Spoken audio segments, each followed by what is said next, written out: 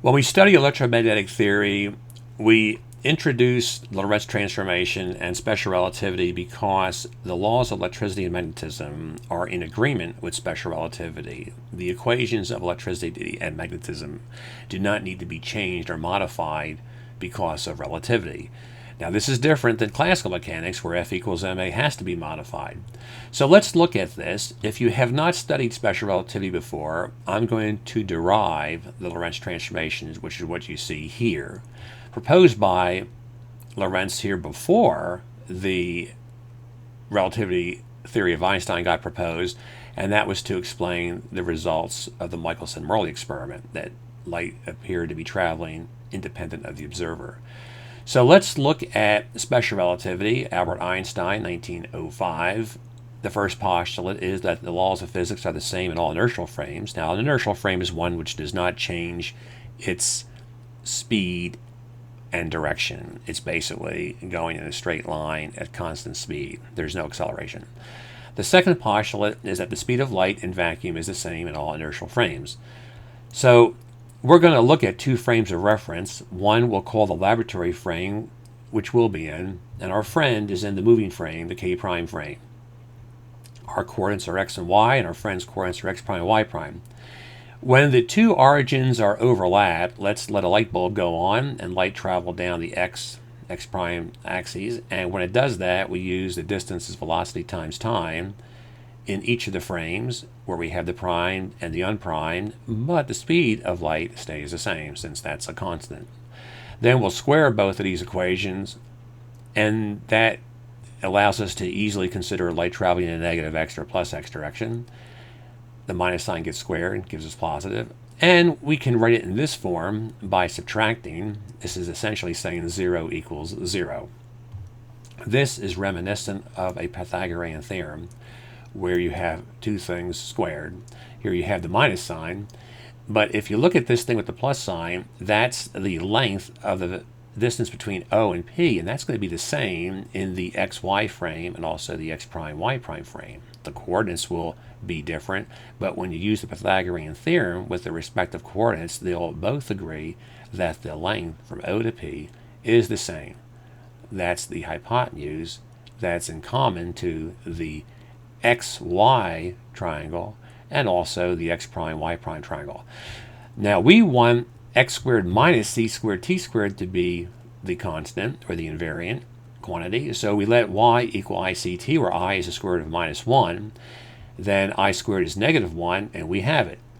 Now this y that we're using via the t here, transformation, this is a time axis, and we can think of this as a one-dimensional problem in space. We have x and we have time. So by doing the replacement for y as ict, we then have the condition that this constant here, invariant length, is going to be your x squared minus c squared t squared, or x prime squared minus c squared t prime squared. So here we have it. Y is ict and y prime is ict prime. That's the Lorentz transformation. The only thing that needs to be done now is solve for the velocity, get that angle in terms of the velocity. We do that by letting the delta x prime be 0 so that there is no movement of our friend in the frame that is the K prime frame, and therefore when we look at our delta x, delta t, measuring the other frame, we're going to get its velocity. So that's the trick. Delta x prime is 0. My friend does not move around.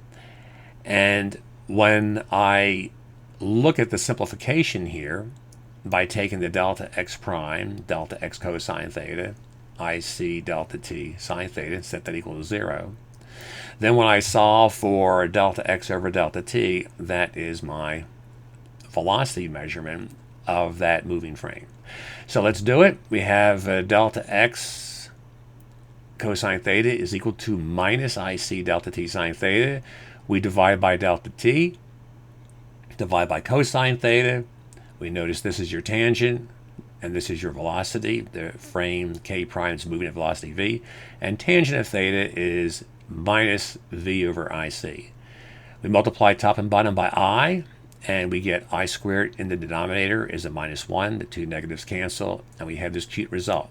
Now, we're not going to worry about getting an imaginary number here for, say, tangent of theta. We're just going to plug right ahead.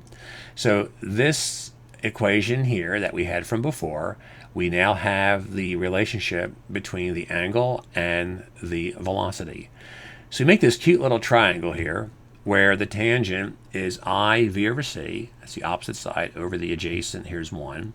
And we don't worry about this being imaginary. We just calculate the cosine of theta as we would normally. Square this, square that, add them together, and take the square root. And look, the I squared is negative 1, and we get this familiar term that appears in the Lorentz transformation. So the cosine of theta is 1 over this, and the sine of theta is IVC over that.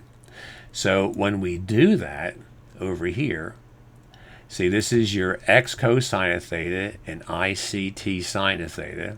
So this is your x cosine of theta, that's your 1 over that square root, plus your ICT sine of theta, which is this opposite side over that hypotenuse. And then if we look at the other equation here, we simply have the ICT prime equals the minus x with the sine. You know, these have been switched here. See, cosine goes over there, sine goes there. So minus ICT, a minus x and an ICT, ICT prime, a minus x and ICT, and these things have been switched over. See, cosine goes here, sine goes there. And then we now clean up. I times I is a negative 1, c's cancel, and this completes the first equation. Over here, we're going to divide by IC, and that frees up the t here. We put that second term here first, and dividing by IC, the I cancels out, the negative sign survives, and the c gets squared. And these are the two equations that relate the primed and the unprimed coordinates according to Einstein's special theory of relativity, and also called the Lorentz transformation.